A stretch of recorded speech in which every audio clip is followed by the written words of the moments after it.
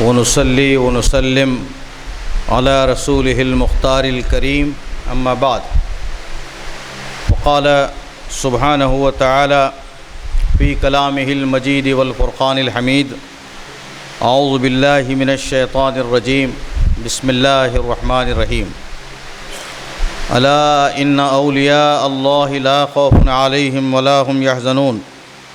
صدق الله ورسوله الكريم. وقال سبحانه وتعالى في شان حبيبه الكريم: إن الله وملائكته يصلون على النبي يا أيها الذين آمنوا صلوا عليه وسلموا تسليما.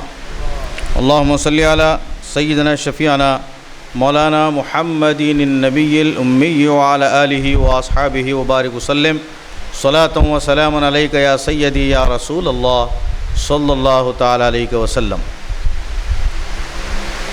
عرشے پہ تشریف فرما معزز علماء کرام، مشائخین ذو الاحترام،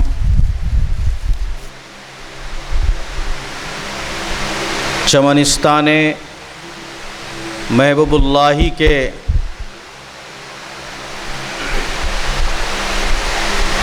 گلو لالا یہاں تشریف فرما ہے،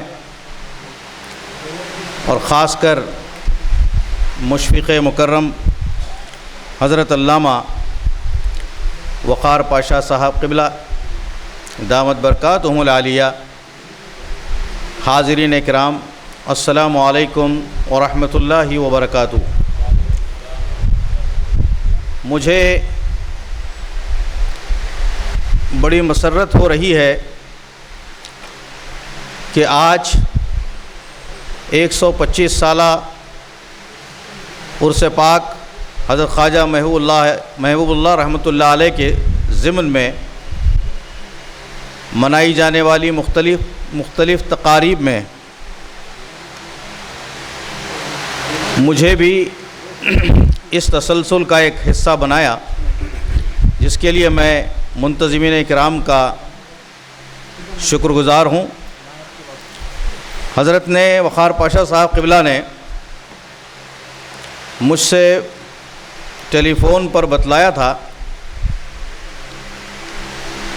کہ مجھے عظمت اولیاء اللہ اور حضرت خواجہ محبوب اللہ رحمۃ اللہ علیہ پر کچھ معروضات پیش کرنا ہے، تو حضرت کے حکم اور آپ کی محبت میں حاضر آیا.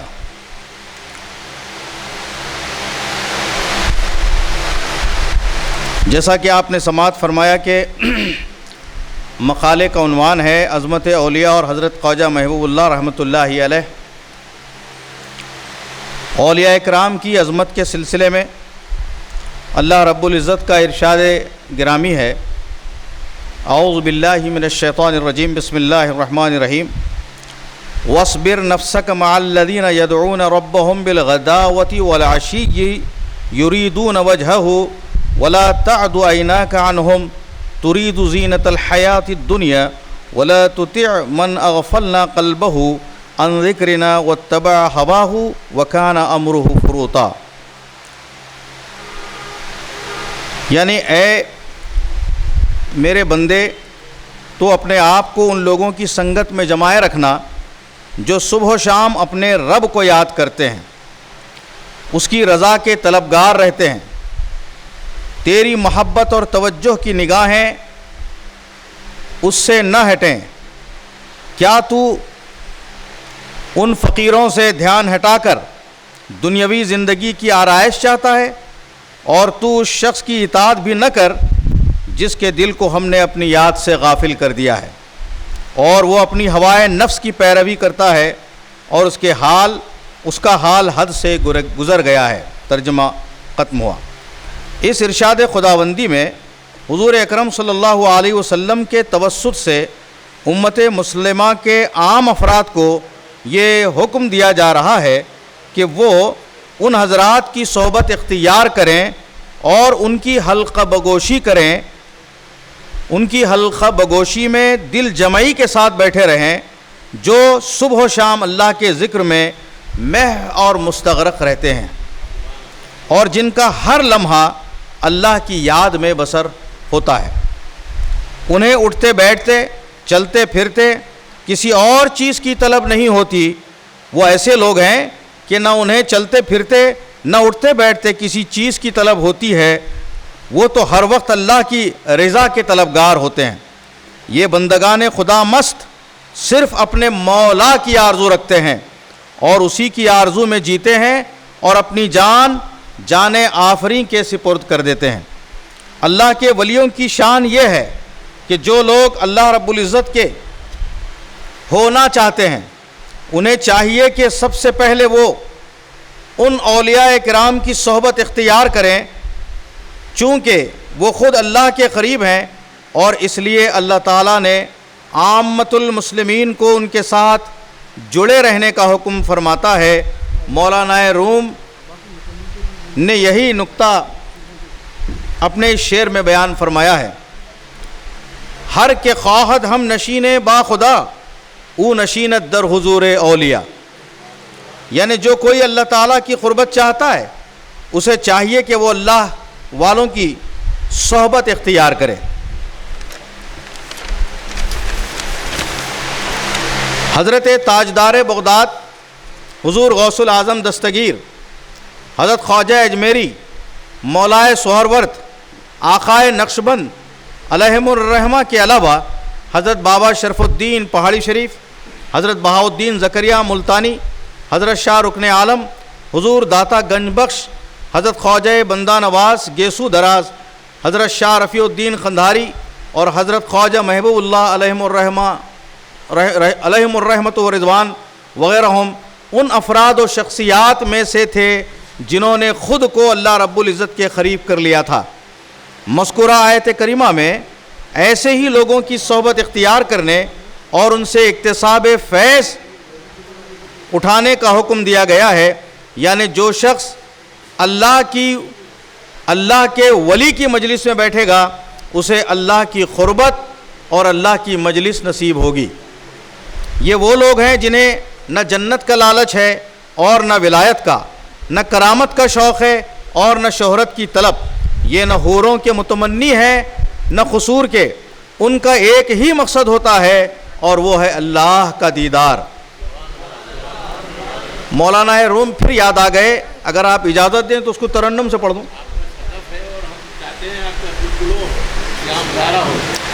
مولانا روم ارشاد فرماتے ہیں،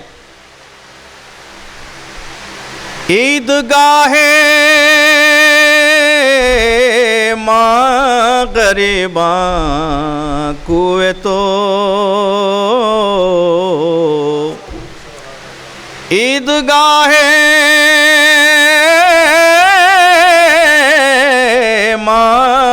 مغرباں کوئے تو امبساط عید دیدن روئے تو امبساط عید دیدن روئے تو، یعنی ہم غریبوں کی عید اگر ہے تو آپ کی گلی ہے، اور عید کی خوشی اگر کوئی ہو سکتی ہے تو آپ کے دیدار سے بڑھ کر ہمیں اور کیا عید ہو سکتی ہے؟ آپ کے چہرے کو دیکھنا ہی ہماری عید ہے، تکتے رہنا، چہرے کو دیکھتے رہنا۔ یہ اللہ والے تو فقط اللہ کے چہرے یعنی وجہ اللہ کے طالب ہیں، لہٰذا عام لوگوں کو تعلیم دی گئی کہ جو لوگ میرے یعنی اللہ کے دیدار کے طالب ہیں انہیں بھی ان کا چہرہ دیکھنا چاہیے، تکتے رہنا چاہیے اور اپنی نظریں ان کے چہروں پر جمائے رکھنا چاہیے، جبکہ دوسری طرف اللہ کی یاد سے غافل لوگوں سے دور رہنے کا حکم دیا گیا ہے۔ وَلَا تُطِعْ مَنْ أَغْفَلْنَا قَلْبَهُ عَنْ ذِكْرِنَا، اور تم اس شخص کی اطاعت نہ کرو جس کے دل کو ہم نے اپنی یاد سے غافل کر دیا ہے۔ اور پھر مولانا کہتے ہیں کہ دور شو از اختلاط یار بد، دور شو از اختلاط یار بد، یار بد بدتر بود از مار بد، برے ساتھی سے ہمیشہ دور رہو، اس لیے کہ برا ساتھی برے سانپ سے بھی زیادہ برا ہوتا ہے۔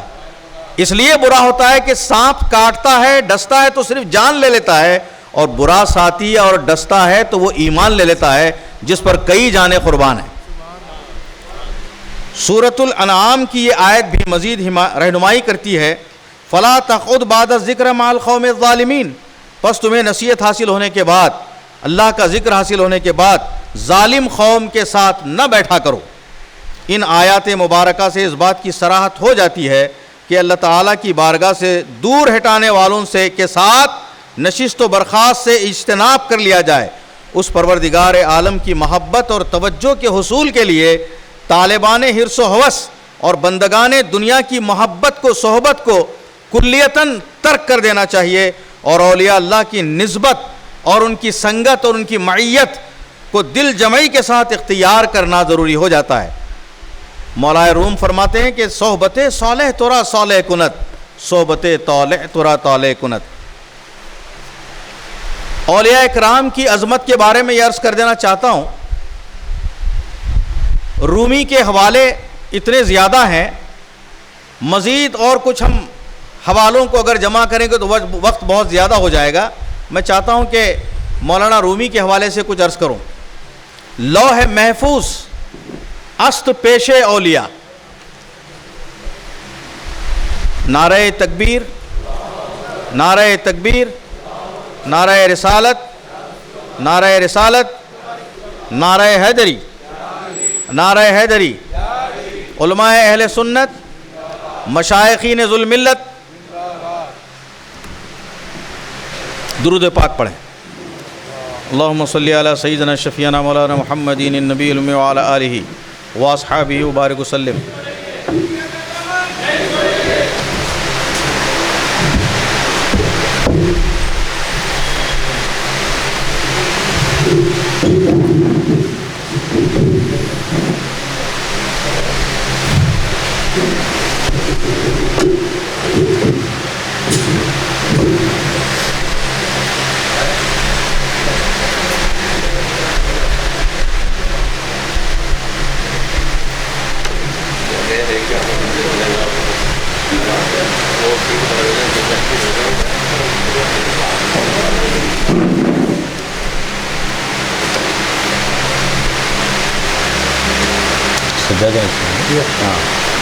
حضور سجادہ نشین بارگاہ خواجہ محبوب اللہ مدظل العالی تشریف لائے ہیں، اور حضرت کی آمد پر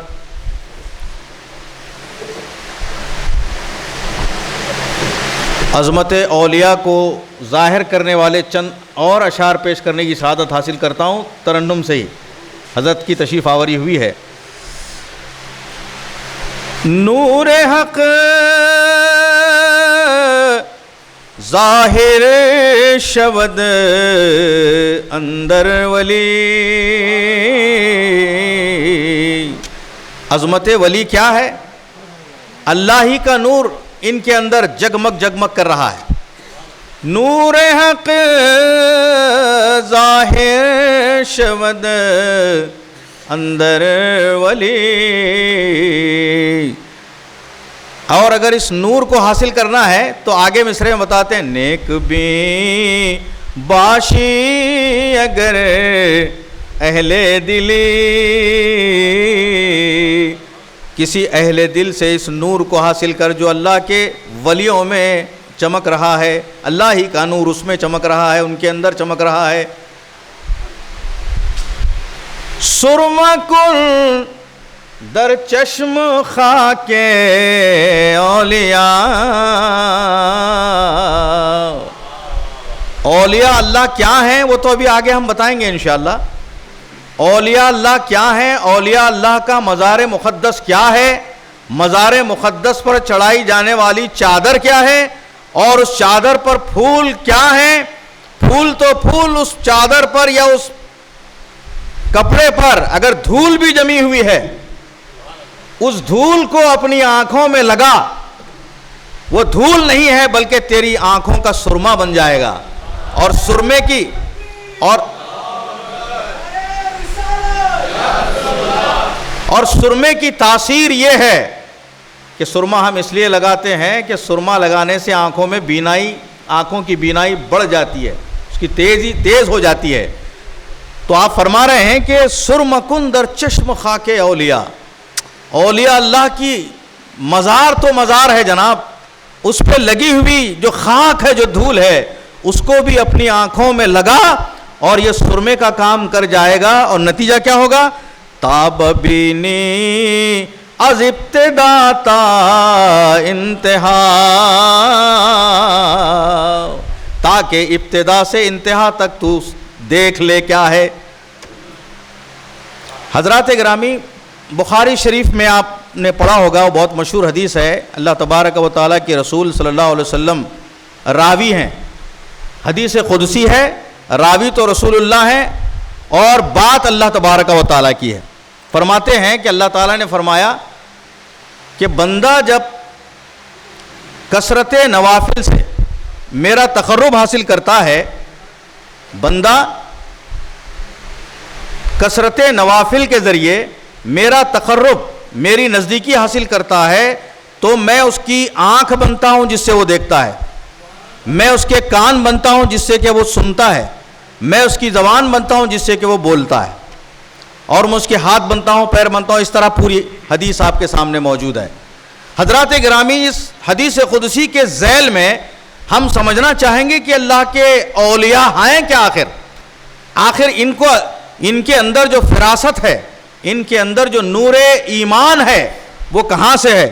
حضور پاک صلی اللہ علیہ وسلم کا ارشاد فیض بنیاد ہے، اتقوا فراست المؤمن، مومن کی فراست سے ڈرو، فإنہ ینظر من نور اللہ، کیونکہ وہ اللہ کے نور سے دیکھتا ہے۔ جو اللہ کے نور سے دیکھتا ہے اس سے کون سی چیز غائب رہ سکتی ہے؟ حضرات گرامی، فاروق اعظم نے خطبہ دیا تھا، دوران خطبہ آپ نے فرمایا جمعہ کا دن ہے، صحابہ اکرام تشریف فرما ہیں، تابعین بھی تشریف فرما ہیں، اور آپ خطبہ فرما رہے ہیں۔ حضرت ساریہ ایک جنگ کے سلسلے میں باہر گئے ہوئے ہیں اور 1000 میل دور ہیں، اور آپ فرما رہے ہیں یا ساریہ الجبل۔ حضرت فاروق اعظم نے 1000 میل دور حضرت ساریہ کی کیفیت، ان کی فوج کی کیفیت کیسے دیکھ لی؟ وہ نور فراست ہے، اللہ کے نور سے دیکھا۔ تو اللہ کے نور سے دیکھنے والوں کو یہ جغرافیائی مسافت کچھ کام نہیں دیتی، سارے مسافتیں سمٹ آتی ہیں، وہ بالکل سامنے ہوتے ہیں۔ مولانا روم نے فرمایا کہ لوح محفوظ است پیش اولیاء، ارے اللہ والوں کی نگاہیں تو ایسی ہوتی ہیں کہ ان کی نگاہوں کے سامنے لوح محفوظ بھی پیش ہوتی ہے۔ اسچ محفوظ است محفوظ اس خطا، اس لیے کہ وہ محفوظ عن الخطا ہوتے ہیں۔ انبیاء معصوم عن الخطا ہیں تو اولیاء محفوظ عن الخطا ہوتے ہیں، اس لیے ان کو اس دولت غیر مترقبہ سے سرفراز کیا جاتا ہے کہ وہ دیکھتے بھی ایسے ہی ہیں، اور جب دیکھتے اللہ کی آنکھ سے ہیں، اللہ کے نور سے ہیں، تو بولتے بھی اللہ کے نور سے ہیں، سنتے بھی اللہ کے نور سے ہیں۔ تو آپ نے دیکھا کہ حضرت سلیمان علیہ السلام، ان کی فوج آ رہی ہے، چونٹیوں کے بادشاہ نے اعلان کیا کہ اے چونٹیوں، تم اپنی اپنی بلوں میں چلا جاؤ، اس لیے کہ کہیں ایسا نہ ہو جائے کہ سلیمان علیہ السلام کا لشکر تمہیں اپنے پاؤں تلے روند نہ ڈالے۔ اب سوال یہ پیدا ہوتا ہے کہ یہ قرآن حکیم کی جو بات ہے وہ اس بات کی طرف ہمیں متوجہ کرتی ہے کہ آخر چیونٹی کو اتنی سینکڑوں میل دور حضرت سلیمان علیہ السلام اور ان کی فوج کی آہٹ کیسے سنائی دی؟ تو اب جواب یہی دیں گے، آپ لوگ جواب یہی دیں گے کہ یہ تو اللہ نے سنوا دیا، اللہ نے چاہا تو چونٹی کو سنا سکتا ہے۔ تو ٹھیک ہے، ہم ذرا غور کر کے تامل کر کے آپ سے عرض کریں گے، اعتراض کرنے والوں سے خاص طور پر، کہ اللہ سنا دینا چاہتا ہے تو ایک ارذل مخلوق کو سنا سکتا ہے، تو اللہ اشرف مخلوق کو کیوں نہ سنا دے؟ حضرت خواجہ محبوب اللہ رحمۃ اللہ علیہ یہاں بیٹھ کر کتنوں کا علاج کرتے تھے اور کتنوں کی خبرگیری کرتے تھے، کتنے مریدوں کا علاج و معالجہ کرتے تھے، کتنے مریدوں کو جنات اور شیاطین کے آصف سے چھڑا دیتے تھے۔ یہ کیسے ہوتا تھا؟ وہ کون سی آنکھ سے دیکھتے تھے؟ وہ اللہ کی آنکھ سے دیکھتے تھے، اللہ نے انہیں اللہ کے نور سے وہ دیکھتے تھے، تو ساری چیزیں ان کے سامنے تھیں، لوح محفوظ ان کے سامنے تھا. تو جب لوح محفوظ سامنے ہوتا ہے تو دنیا کی اور کوئی چیز کیسے چھپ سکتی ہے؟ حضرات گرامی، تو اولیاء کرام کی جو عظمت ہے وہ عظمت اسی لیے ہے کہ ہم سمجھیں کہ اللہ تبارک و تعالیٰ کے پیغمبروں کی قوت کیا ہے، اللہ کے اولیاء کی قوت کیا ہے. ابھی میں عرض کرتا ہوں کہ حضرت سلیمان علیہ السلام کا ایک اور واقعہ ہے. حضرت سلیمان علیہ السلام کا ایک اور واقعہ عرض کرتا ہوں. آپ سب کو یہ معلوم ہے کہ سلیمان علیہ السلام کا دربار ہے، اور حضرت سلیمان علیہ السلام جہاں ان کے درباریوں میں انسان ہوا کرتے تھے، وہاں جنات بھی حاضر ہوتے تھے. تو جنات اور انسان حاضر ہیں دربار سلیمانی میں، اور آپ اعلان فرما رہے ہیں ہے کوئی تم میں ایسا شخص جو بلقیس کے تخت کو اٹھا لائے، اور وہ بھی سینکڑوں میل دور ہے. بلقیس کا جو تخت ہے اس تخت کی لمبائی 80 گز بتائی گئی ہے اور چوڑائی 40 گز، اور اس پہ ہزاروں کلو کے ہیرے جواہرات زمرد اس میں جڑ دیے گئے ہیں، اور 600 سے زیادہ باندیاں اس تخت پر بیٹھ کے اس کی خدمت بجا لاتی ہیں. کتنا بھاری ہوا صاحب، کتنا وزنی ہوا، اندازہ ہوا ہوگا. اتنا بھاری بھرکم تخت اٹھا لانے کی بات کرتے ہیں حضرت سلیمان علیہ السلام اپنے درباریوں سے، اور درباریوں میں سے ایک اٹھتا ہے، جنات میں سے ایک اٹھتا ہے، عفریت من الجن اٹھتا ہے، اٹھ کر کہتا ہے کہ میں لا لوں گا. تو حضرت سلیمان علیہ السلام نے دریافت کیا کتنی دیر میں لاؤ گے؟ تو انہوں نے کہا کہ آپ کا اجلاس برخاست ہونے سے پہلے میں لا دوں گا. تو آپ نے فرمایا کہ بہت دیر ہو جائے گی، اجلاس آدھے گھنٹے میں بھی برخاست ہو سکتا ہے، 1 گھنٹے میں بھی برخاست ہو سکتا ہے، لیکن بہت دیر ہو جائے گی. جنات کی ہمت نہیں ہو سکی. اس کے بعد پھر آپ نے سوال کیا تو انسانوں میں سے ایک صاحب اٹھے، بلکہ کہا جاتا ہے کہ امت سلیمانی کے ایک ولی ہیں، انہوں نے اپنے آپ کو پیش کیا اور فرمایا کہ حضرت میں لا دوں گا. تو بولے کتنی دیر میں لاؤ گے؟ تو بولے کہ ایسا پلک جھپکنے تک میں لا لوں گا. چنانچہ پلک جھپکنے تک آپ لا لیے. ہزاروں من وزنی اتنا بڑا تخت. سوال یہ پیدا ہوتا ہے کہ انہوں نے کیسے اٹھا لایا، کیسے وہاں پہنچے اور کیسے اٹھا لایا. لیکن قرآن ہے، قرآن نے اس واقعے کو نقل فرمایا ہے، اور قرآن کے واقعے کو جھٹلانے کی کسی میں ہمت نہیں ہو سکتی. تو اب یہاں سوچنے کا ایک سوال یہ پیدا ہوتا ہے، بتانے کی بات یہ ہے کہ حضرت سلیمان علیہ السلام کی امت کے ایک ولی جن کا نام مفسرین بتلاتے ہیں کہ آصف بن برقیہ ان کا نام تھا. آصف بن برقیہ حضرت سلیمان علیہ السلام کے امت کے ایک ولی ہیں. اب یہاں رک کر میں کچھ بات عرض کرنا چاہتا ہوں. بھئی واقعہ بیانی اور واقعہ خوانی یا واقعہ نگاری یہ اہم نہیں ہے. اس واقعے کے تحت، اس واقعے کی بنیاد میں بات کیا نکھر کر آ رہی ہے، واضح کون سی بات واضح ہو رہی ہے، کس عقیدے کی بات جو ہے مترشح ہو رہی ہے، یہ بہت اہم ہے حضرات. تو میں عرض کرنا چاہوں گا کہ حضرت سلیمان علیہ السلام پیغمبر ہے. یاد کیجئے حضرت رسول پاک صلی اللہ علیہ وسلم کے معراج کے اس واقعے کو کہ بیت المقدس میں سارے انبیاء جو پچھلے سلطنت کر گئے تھے وہ حاضر ہیں. نماز کا انتظار، نماز میں بیٹھے ہوئے ہیں، نماز کے لیے بیٹھے ہوئے ہیں. امام الانبیاء کا انتظار ہے. ہم سب کے رسول، ہم سب کے نبی حضرت رسول پاک صلی اللہ علیہ وسلم امام الانبیاء، سردار الانبیاء ہیں، ان کا انتظار ہے. اب سارے انبیاء وہاں جمع تھے کہ نہیں تھے؟ جب سارے انبیاء 1,24,000 یا باختلاف روایت 1,80,000 جمع ہیں تو حضرت سلیمان علیہ السلام بھی ہے نا، سلیمان علیہ السلام بھی ہیں. حضرت سلیمان علیہ السلام ہر نبی کی طرح ہمارے آپ کے آقا صلی اللہ علیہ وسلم کے مقتدی بن کر ہیں. اب نکتہ یہ بتانا ہے کہ سلیمان علیہ السلام مقتدی نبی اور ہمارے اور آپ کے رسول امام نبی مقتدی نبی کی امت کے ولی کی طاقت کا یہ عالم ہے کہ وہ تخت بلقیس کو پلک جھپکنے سے پہلے لا دیتے ہیں، تو امام نبی کی امت کے ولی کی طاقت کا عالم کیا ہوگا، امام نبی کی ولی کی عظمت کا عالم کیا ہوگا۔ یہاں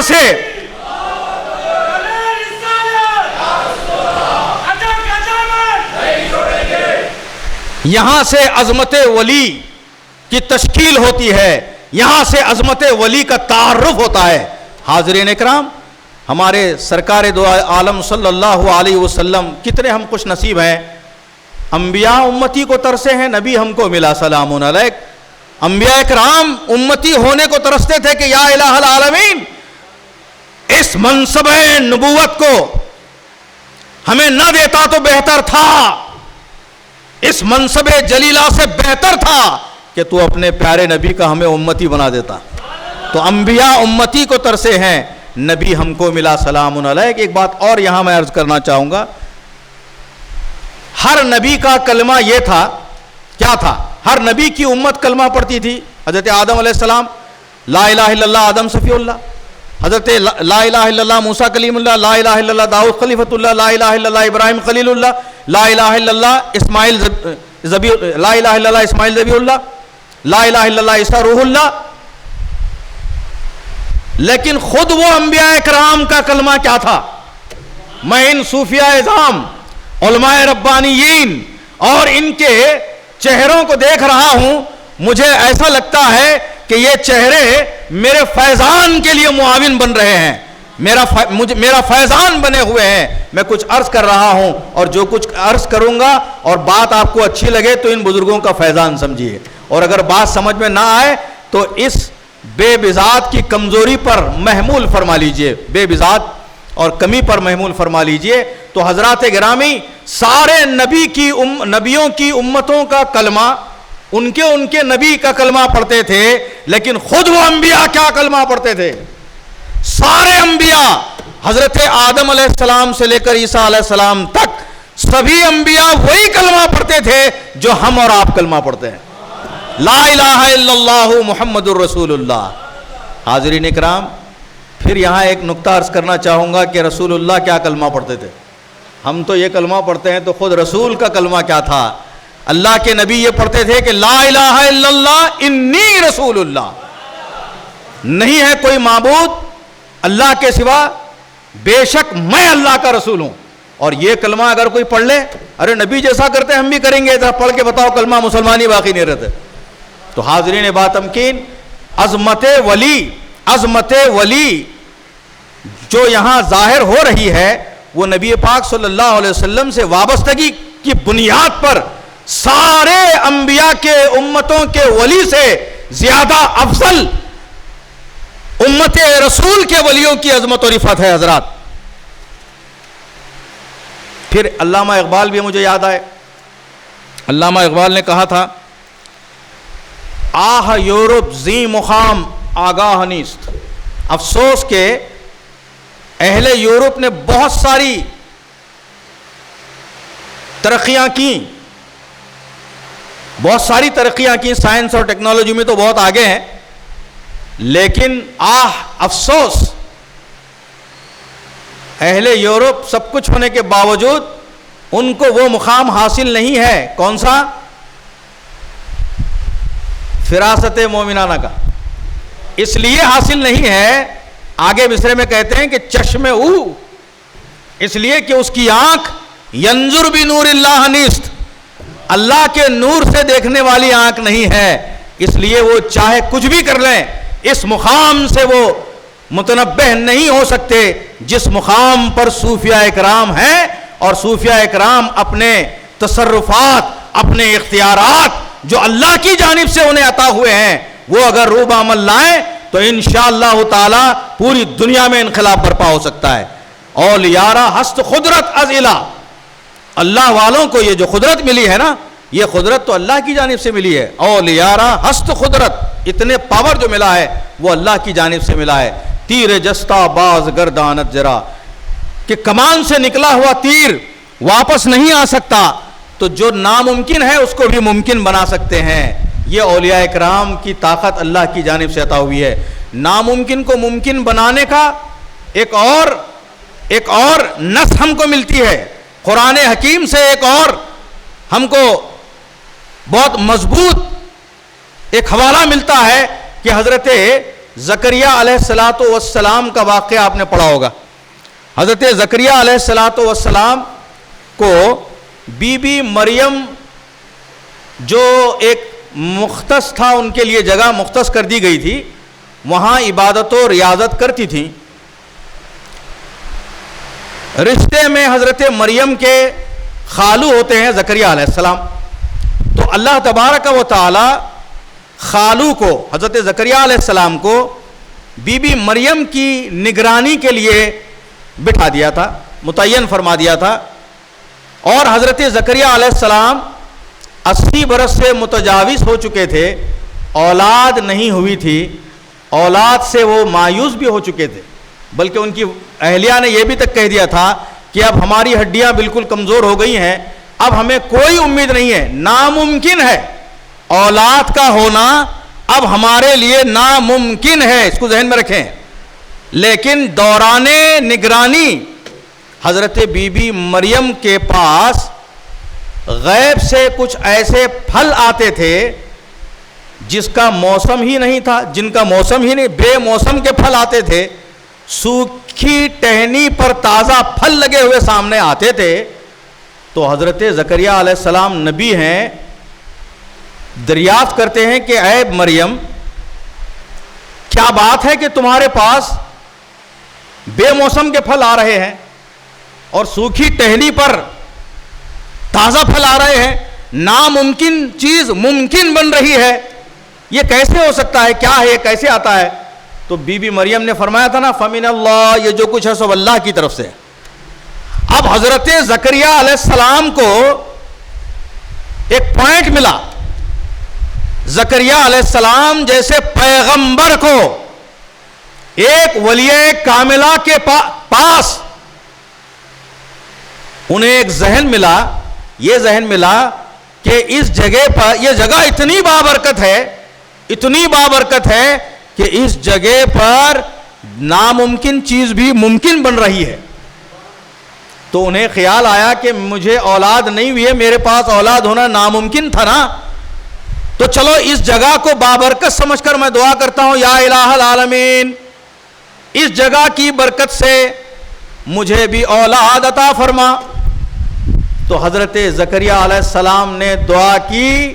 آپ سب جانتے ہیں, قرآن مجید نے فرمایا فَبَشَّرْنَاهُ بِغُلَامٍ حَلِيمٍ, ایک صابر و شاکر فرزند کی خوشخبری دی. اگلے ہی سال حضرت یحییٰ علیہ السلام پیدا ہوئے. اب ذہن یہ ملا, حضرت زکریا علیہ السلام نے دعا کہاں کی حضرات؟ عبادت خانے میں جا کر نہیں کی, اللہ کے گھر میں نہیں کی, جہاں وہ نمازیں یا اپنی عبادت کرتے تھے اپنے طریقے کی, وہاں نہیں کی. تو حضرت زکریا علیہ السلام جیسی پیغمبر ہستی ایک ولی کاملہ کے پاس برکت کا مقام کا عرفان حاصل کر کے انہوں نے دعا فرمائی, تو ان کی دعا قبول ہوئی. اور ہم بھی بزرگان دین کے پاس اس لیے جاتے ہیں کہ ہمیں وہ برکت کا مقام ہے, اس برکت کا مقام پر دعا کرتے ہیں تو ہماری بھی دعا قبول ہوتی ہے. اور یہ سنت حضرت زکریا علیہ السلام. حاضرین اکرام, عظمت اولیاء کے لیے بے شمار واقعات مل سکتے ہیں. حضرات گرامی, مقربین بارگاہ الہ, اولیاء اکرام, صالحین امت کی زیارت اور ملاقات کے لیے حاضری دینا اللہ کے نزدیک محبوب عمل ہے. اللہ تعالیٰ حضور اکرم صلی اللہ علیہ وسلم کے, اللہ تعالیٰ اور حضور پاک صلی اللہ علیہ وسلم کے فرامین سے ثابت ہے کہ اولیاء صالحین کی زیارت و ملاقات محبت الہی کا باعث ہے. حضرت معاذ بن جبل رضی اللہ تعالیٰ عنہ سے مروی ہے, حدیث قدسی ہے, حضور پاک صلی اللہ علیہ وسلم فرماتے ہیں کہ اللہ نے ارشاد فرمایا, ترجمہ پڑھ رہا ہوں, میری محبت ان لوگوں کے لیے واجب ہو گئی. اللہ تعالیٰ فرما رہا ہے کہ میری محبت ان لوگوں کے لیے واجب ہو گئی جو صرف میرے لیے ایک دوسرے سے محبت کرتے ہیں، میری خاطر ایک دوسرے کے پاس بیٹھتے ہیں، میری رضا کے لیے ایک دوسرے کی زیارت و ملاقات کرتے ہیں، اور میری رضا کے لیے ایک دوسرے پر خرچ کرتے ہیں۔ معطا امام مالک حضرت خواجہ اجمیری نے حضرت داتا گنج بخش علی الحجویری رحمہ اللہ کے مزار پر انوار پر 40 دن جلوہ افروز ہوتے ہیں، اور اس دوران کچھ خواجہ اجمیری نے کچھ فیضان حاصل کیا۔ حضرت داتا گنج بخش کے پاس کچھ فیضان حاصل کیا تو اس کو ایک شعر میں ڈھال دیا، اور آج بھی آستانہ حضرت داتا گنج بخش پر یہ شعر نمایاں طور پر آپ کو نظر آئے گا۔ گنج بخش فیض عالم مظہر نور خدا، گنج بخش فیض عالم مظہر نور خدا، ناقصاں را پیر کامل کاملاں را رہنما۔ تو اولیاء اکرام کے پاس جانے سے کیا حاصل ہوتا ہے؟ ایک ولی کی عظمت دوسرے ولی کے زبان سے ظاہر ہو رہی ہے، اور ولی کے دربار گوہر بار میں جب جاتے ہیں تو نہایت ادب اور احترام کے ساتھ جائیں۔ لوگوں کو بہت تعجب بھی ہوتا ہے، تعرض بھی ہوتا ہے، اور سمجھے بغیر سرسری طور پر پڑھ کر باتوں کو پروپیگنڈے کے حوالے کر دیتے ہیں۔ کہتے ہیں کہ امام احمد رضا فاضل بریلوی نے، میں نام خاص طور پر اس لیے لے رہا ہوں کہ حضرت فاضل بریلوی کو بھی فیضان حاصل ہوا ہے اس در سے۔ حضرت سید عمر حسینی قادری علیہ رحمت و رضوان کو جب انہوں نے دعوت دی تھی اپنے یہاں چوتھے سالانہ جلسہ تقسیم اسناد میں بریلی شریف بلایا تھا، تو حضرت سید عمر حسینی رحمہ اللہ کو کسی کام کی وجہ سے کچھ اڑچن پیدا ہو رہی تھی، تو حضرت جانے اور نہ جانے کے درمیانی کیفیت میں تھے۔ تو پھر حضرت کا خط آیا، اعلیٰ حضرت نے لکھا کہ آپ تشریف لائیں۔ تو لوگوں نے پوچھا کہ حضرت اگر نہیں جانا چاہتے ہیں تو آپ رک جائیے۔ تو حضرت سید عمر حسینی رحمہ اللہ نے کیا فرمایا؟ یہ فرمایا کہ جناب آپ کو معلوم نہیں ہے کہ انہوں نے تو حضرت غوث اعظم سے اجازت لی، اب تو ہمیں جانا ہی ہے۔ کیسا ربط ہے، یہ بہت خاص گہرا ربط ہے حضرات۔ جب وہ وہاں تشریف لے گئے سید عمر حسینی رحمۃ اللہ علیہ، تو اعلیٰ حضرت فاضل بریلوی رحمۃ اللہ تعالی علیہ اسٹیج سے نیچے اترے اور 10 قدم دور چل کر آ کر استقبال کیے، اور ایسے اشعار ان کی شان میں کہنے لگ گئے کہ لوگ اش کر گئے اور حیران ہو گئے، جس کا ذکر جب حضرت سید عمر حسینی رحمہ اللہ کا وصال ہوا تو اس پر انہوں نے کچھ اشعار بھی لکھے تھے مرثیے کے، تو وہ آج بھی محفوظ ہیں عربی زبان میں۔ تو اس لیے میں بڑا تعلق ہے، اس لیے ان کی بات عرض کر رہا ہوں کہ امام احمد رضا نے فرمایا کہ بزرگان دین کے پاس جب حاضر ہو تو انتہائی ادب کے ساتھ حاضر ہو جاؤ۔ از خدا خواہیم توفیق ادب، ہم اللہ سے ادب کی توفیق مانگتے ہیں۔ کیوں؟ بے ادب محروم گشت از فضل رب، اس لیے کہ بے ادب جو ہوتا ہے نا، اللہ کے فضل سے ہمیشہ محروم جاتا ہے۔ تو اولیاء کے دربار گوہر بار میں بھی جب جائیں تو اعلیٰ حضرت فرماتے ہیں کہ بہت ادب اور احترام کے ساتھ جاؤ۔ ادب یہ ہے کہ 4 قدم دور کھڑے رہو، اس لیے بلکہ احوت کا لفظ استعمال کیا ہے۔ احوت یہ ہے، زیادہ احتیاط اسی میں ہے کہ تم 4 قدم دور کھڑے رہو، اس لیے کہ لوگ بھی زائرین بھی بے ادبی کر رہے ہیں۔ ولی کی بارگاہ میں بے ادبی سے اللہ کے ولی کا تصرف بھی، اللہ کے ولی کا فیضان بھی اس کو نہیں مل رہا ہے، فیضان ولی سے ہم محروم ہو رہے ہیں۔ اس لیے فیضان حاصل کرنا چاہتے ہو تو نہایت ادب کے ساتھ تم حاضر ہو جاؤ، جس طرح ان کی زندگیوں میں حاضر ہوا کرتے تھے اس طرح ان کے وصال کے بعد بھی حاضر ہو جاؤ۔ گویا وہ یہ بتانا چاہتے ہیں کہ وہ انتقال ہی کب کیے ہیں، وہ انتقال نہیں کیے ہیں، بس کہ گھر بدل دیے ہیں، گھر تبدیل کر دیے ہیں۔ لیکن شاہ ولی اللہ کا حوالہ دیتے ہوئے فرمایا کہ شاہ ولی اللہ نے تو یہ فرمایا کہ ولی اللہ کا جو ولی ہوتا ہے جب تک ان کی روح ان کے پنجرے جسم میں مقید رہتی ہے تو وہ فیضان تو دیتے ہی رہتے ہیں، لیکن ان کا فیضان ایسا ہی ہے جس طرح پرندہ اپنے پنجرے میں کے حدود میں رہ کر جو ہے اڑتا ہے، تو یہ اولیاء بھی جب ان کی روح نکل جاتی ہے تو جس طرح پرندہ نکل کر آسمانوں میں سیر کرتا ہے، تو اللہ کے ولی کی روح بھی آسمانوں میں نہیں بلکہ سارے فرشتوں کے ساتھ، اللہ کے فرشتوں کے ساتھ مل کر کے مومنین کی مدد کے لیے پہنچتے ہیں۔ تو یہ طاقت ان کی انتقال کے بعد ان کے فیضان کی طاقت کا عالم یہ ہوتا ہے کہ ہزاروں گنا بڑھ جاتی ہے۔ تو حاضرین باتمکین یہ ادب سکھایا اور احوت کا لفظ لکھا۔ اور بوسے کے بارے میں آپ نے فرمایا کہ علماء اہل سنت کا اس میں اختلاف ہے، علماء اہل سنت کا اس میں اختلاف ہے، اور زیادہ احتیاط یہی ہے کہ بوسہ بھی نہ لیا جائے۔ بوسے میں علماء اہل سنت کا اختلاف کس میں ہے؟ بوسے میں ہے، لیکن حرام اور حلال کا اختلاف نہیں ہے، جائز اور منع کا، جائز اور ناجائز کا اختلاف ہے۔ تو بعض علماء اس کو جائز قرار دیتے ہیں اور بعض اس کو منع فرماتے ہیں، حرام نہیں کہا انہوں نے بھی، بعض منع فرماتے ہیں۔ تو منع کی تشریح یہ ہے کہ اگر ہم مزکم ہیں، ہم زکام زدہ ہیں، ہم کو زکام ہو گیا ہے، تو ڈاکٹر صاحب بولیں گے کہ بھئی آپ کو دہی آپ کے لیے منع ہے، تو دہی جو ہے مزکم کے لیے منع ہے، صحت مند کے لیے منع نہیں ہے نا۔ تو یہ منع کا جو لفظ ہے، منع کا جو اطلاق ہے، وہ کہاں ہوتا ہے؟ تو زکام زدہ کو دہی منع ہے، منع کا مطلب حرام یا ناجائز نہیں ہے۔ تو منع میں ایک رکاوٹ ہے، اس کی ایک حد ہے۔ اسی طرح بوسہ دینے میں بھی بزرگوں کے بعض محتاط علماء کرام نے منع اس لیے قرار دیا ہے کہ وہ تعظیم کو برقرار رکھنے کے لیے اور ظاہر کو فیضان ولی دلانے کے لیے انہوں نے منع فرمایا۔ تو یہ حکمت ہے ان کی۔ اور پھر میں عرض کرنا چاہوں گا کہ بوسے کے تعلق سے ملک العلماء کا نام آپ نے سنا ہے، حضرت مولانا ظفر الدین قادری، جو ملک العلماء تھے، کہلاتے تھے، شاگرد رشید تھے۔ انہوں نے کتاب لکھی بزرگوں کی زیارت کے سلسلے میں۔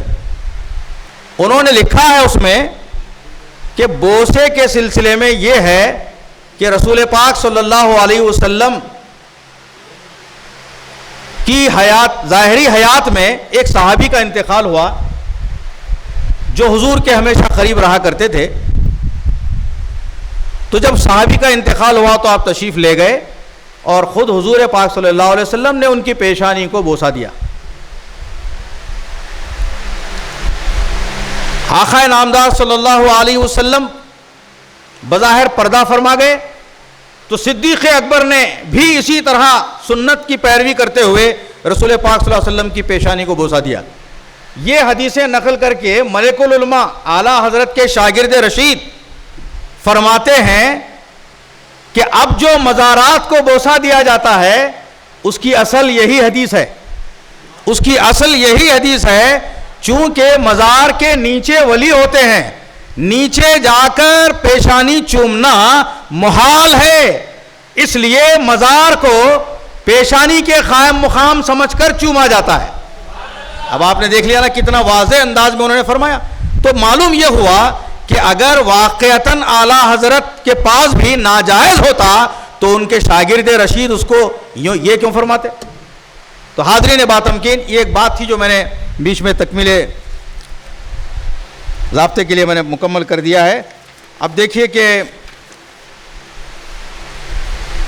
باتیں تو بہت ہیں، اب ہم حضرت خواجہ محو اللہ صاحب کی طرف رحمۃ اللہ علیہ کی طرف آتے ہیں، شاید بہت کم وقت رہ گیا ہے ہمارے لیے۔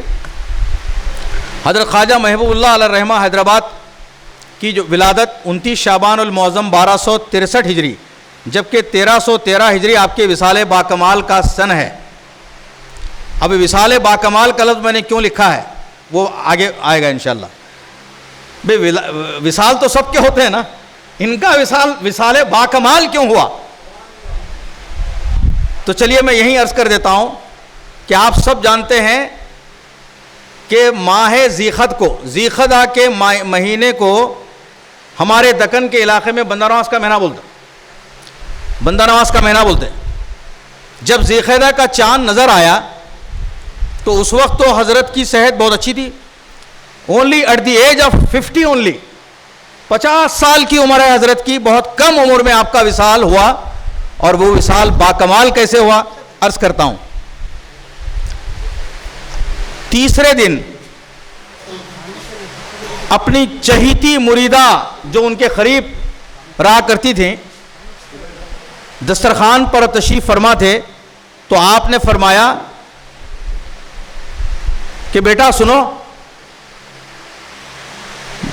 ذیقعدہ کا مہینہ ہے نا یہ؟ جی ہاں. تو بولے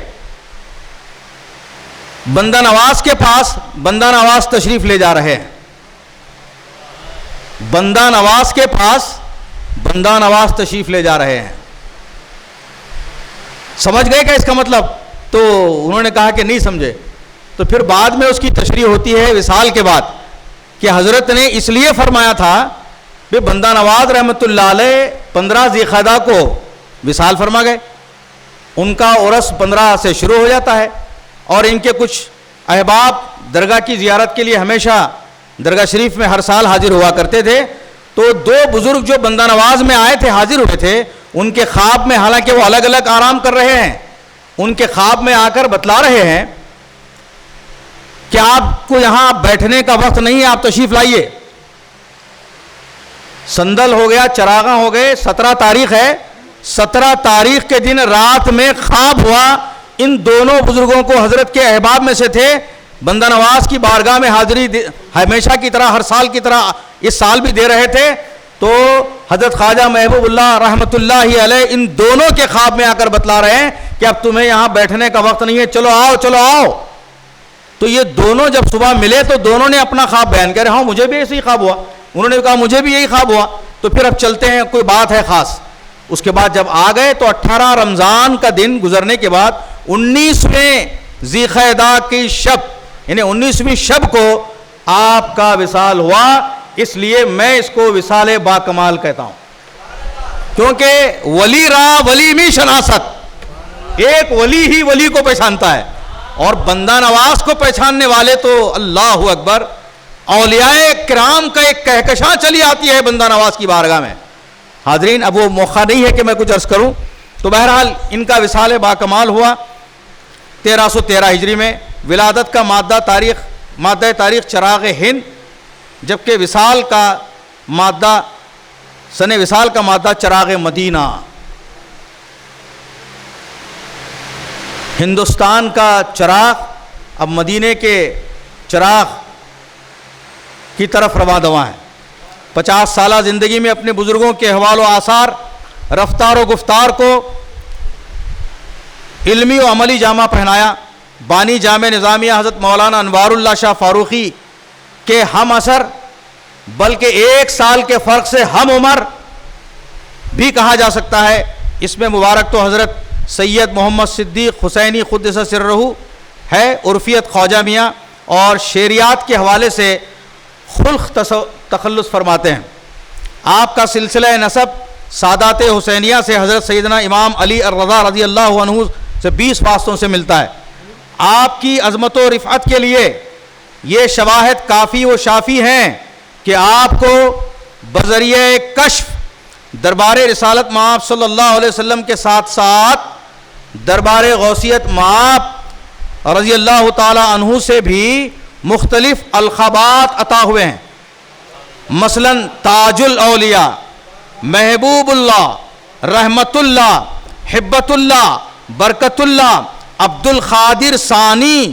اس طرح حضرت کے سوانح نگار کے مطابق کوئی 25 خطابات سے سرفرازی ہوئی, جنہیں اب یہ 25 خطابات کیسے ہیں, جنہیں ان کے متوسلین مریدین اور اکثر مریدین بطور وظیفہ روزانہ ورد رکھتے ہیں جو برکات سے خالی نہیں ہیں.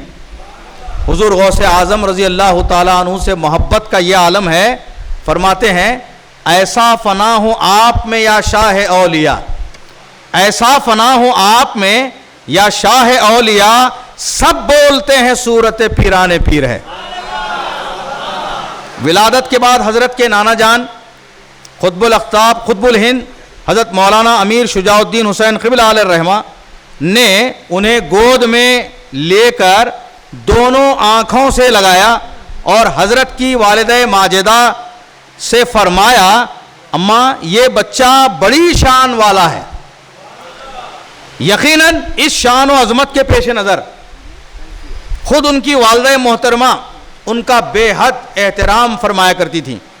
جب کبھی آپ باہر سے تشریف لاتے تو سیدھے کھڑے ہو جاتی اور تعظیماً یہ فرماتی کہ یہ میرے وہی فرزند ارجمند ہیں جن کی نگہبانی کے لیے خاتون جنت حضرت سیدہ فاطمۃ الزہرا رضی اللہ تعالی عنہا نے مجھے مقرر کیا ہے۔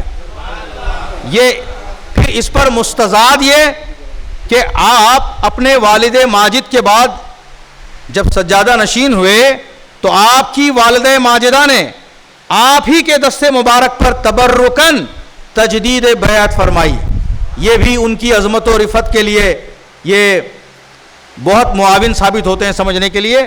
آپ مدح و ستائش سے بالکل دور، کبر و نخوت اور سے نفرت کرنے والے، شان استغنا کے حامل، عجز و انکسار کے پیکر،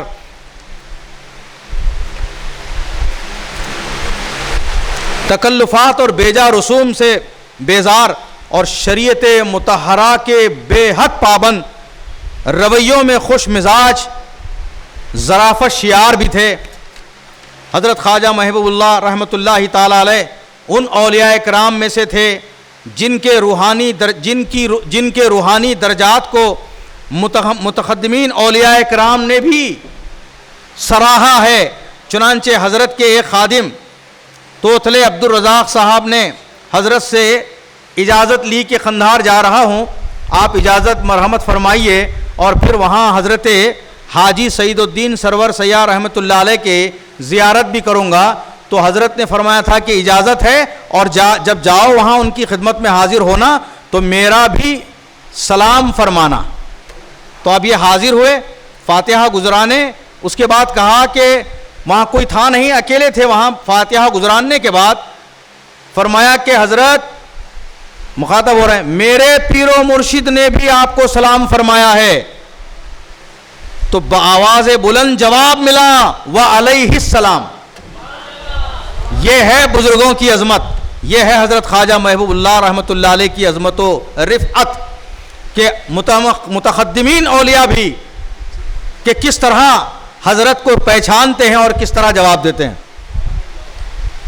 جنات و شیاطین پر بھی آپ کا تصرف و اختیار چلتا تھا، جس پر کبھی کوئی عاصبی اثر ہو جاتا تھا نا تو آپ اس پر دم فرما دیتے تو وہ فوراً اچھا بھلا ہو جاتا۔ اپنے کسی مرید کی بیٹی کی شادی 26 کو مقرر ہوئی تھی، اب تاریخ کا بھی ملاحظہ فرمائیے، 26 کو مقرر ہوئی تھی اس مہینے کی، تو حضرت نے فرمایا تھا کہ شادی 27 کو ہوگی۔ اب وہ لوگ پریشان ہو گئے کہ 26 مقرر ہوئی ہے، بات ہوئی ہے، سب ہوا ہے، لیکن حضرت نے 27 کیسے فرما دیا؟ پھر جب وہ گاؤں چلے گئے اپنے گاؤں میں، وہ بچی کے ماموں جب گاؤں میں تشریف لے گئے تو ایسا ہوا کہ بعض برادری کے اصرار پر، ان کی برادری کے اصرار پر عقد کی تاریخ ایک روز بڑھا دی گئی اور حضرت نے خود اس نکاح میں شرکت فرمائی اور خطبہ نکاح بھی عطا فرمایا، اور لوگ حیران و شزدر رہ گئے کہ حضرت کو اتنے دن پہلے کیسے پتہ چلا۔ لوح محفوظ است پیش اولیاء، اسچ محفوظ است محفوظ است خطا۔ حضرت شائخ کے حوالے سے ایک واقعہ بیان کیا جاتا ہے کہ مفتی محبوب نواز الدولہ کے پاس ایک غیر ملکی مہمان آئے تھے جو اپنے کو پیران پیر کی اولاد بتلاتے تھے۔ ایک بار انہوں نے عطر کی شیشیاں تقسیم فرما دی اور انہی شیشیوں میں ایک شیشی میرے پاس بھی ہے، فرزند شائخ کے یہاں بھی تھی۔ حضرت شائخ کے فرزند یہ واقعہ بیان کر رہے ہیں کہ حضرت شائخ کے فرزند فرما رہے ہیں کہ میرے یہاں بھی یہ شیشی تھی۔ تو جب وہ آئے اور حضرت خواجہ محبوب اللہ سے ملاقات فرمائی. ان کی خدمت میں شیشی پیش کرتے ہوئے عرض کیا کہ حضرت پیران پیر کی اولاد میں سے ایک تشریف لائے تھے, شہزادہ غوث اعظم تشریف لائے تھے, تو انہوں نے مجھے بھی سب کو شیشیاں دی تو مجھے بھی ایک شیشی دی. تو حضرت نے اس شیشی کو لیا اور دیکھا تو بولے اس میں مجھے تسخیر کی, عمل تسخیر کی بو آ رہی ہے. آپ اندازہ فرمائیں کہ یہ سب کیا ہے, یہ کیسے ہوتا ہے, کیسے معلوم ہوا؟ اللہ کے ولی کو سب معلوم ہوتا ہے. جب یہ سب کچھ انہیں معلوم ہو رہا ہے تو ان کی ولایت میں کوئی شک ہی باقی نہیں رہتا, ان کی ولایت اور عظمت میں کوئی شک ہی نہیں ہے. تو پھر آپ نے اس کو لا حول ولا قوت پڑھ کر دے دیا اور فرمایا کہ وہ شخص اولاد غوث اعظم سے نہیں ہے, وہ جھوٹا ہے. اب لوگوں کو تردد ہوا کہ بھئی ارے جھوٹا ہے, فوراً حضرت نے فرما دیا نا. تو حضرت نے وہ بھی سمجھ لیا کہ آپ کیا سوچ رہے ہیں, وہ بھی مترشح ہو گیا, وہ بھی منکشف ہوا ان کے سامنے, اور انکشاف ہوتی ہی آپ نے فرما دیا شک کر رہے ہو, شک کرنے کی ضرورت نہیں, میں نے غوث اعظم سے پوچھ لیا ہے. غوث اعظم نے فرمایا کہ وہ جھوٹا ہے تو میں کہہ رہا ہوں جھوٹا ہے.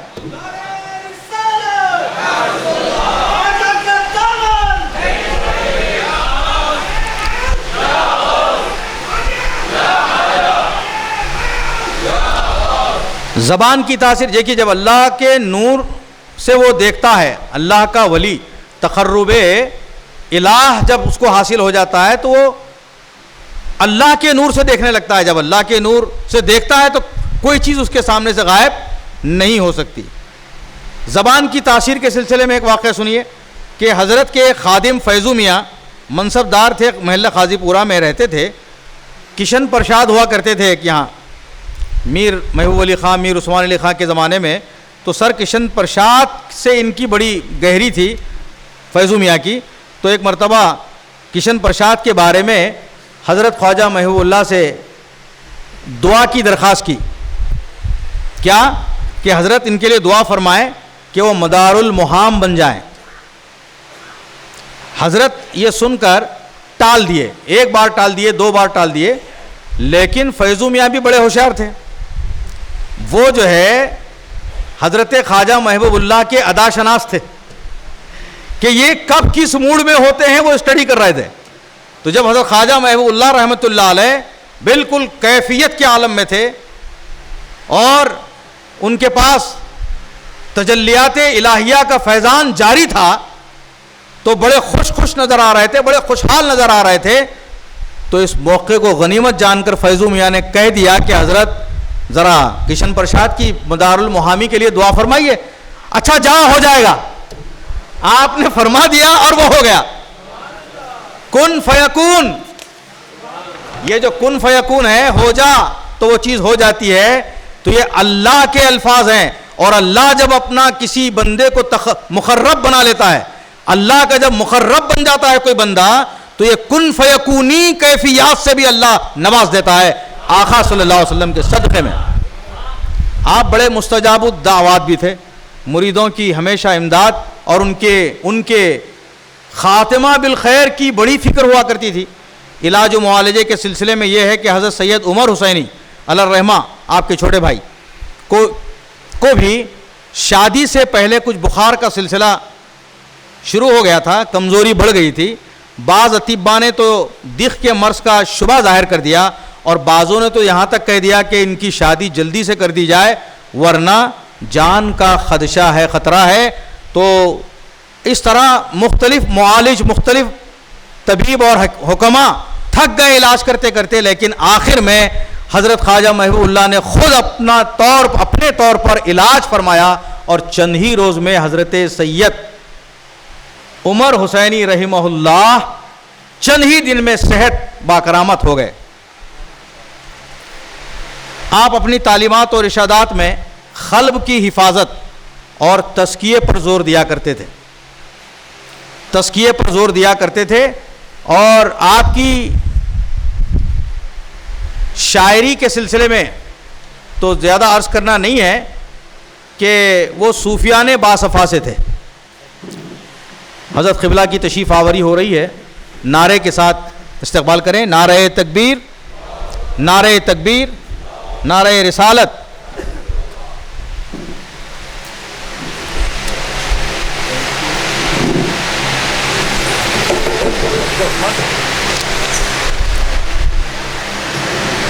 بالکل اختتام کی طرف آ رہا ہوں.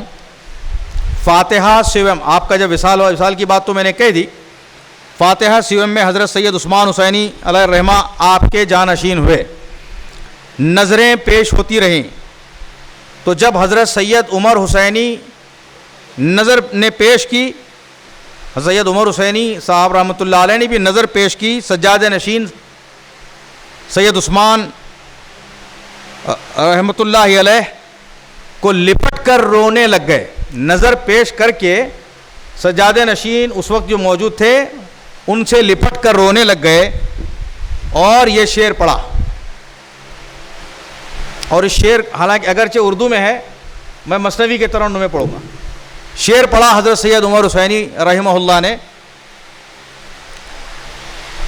باپ کی بوباس اسی گل میں ہے، باپ کی بوباس اسی گل میں ہے، جزو میں بھی ہے وہی جو کل میں ہے. بہت شکریہ. السلام علیکم ورحمۃ اللہ.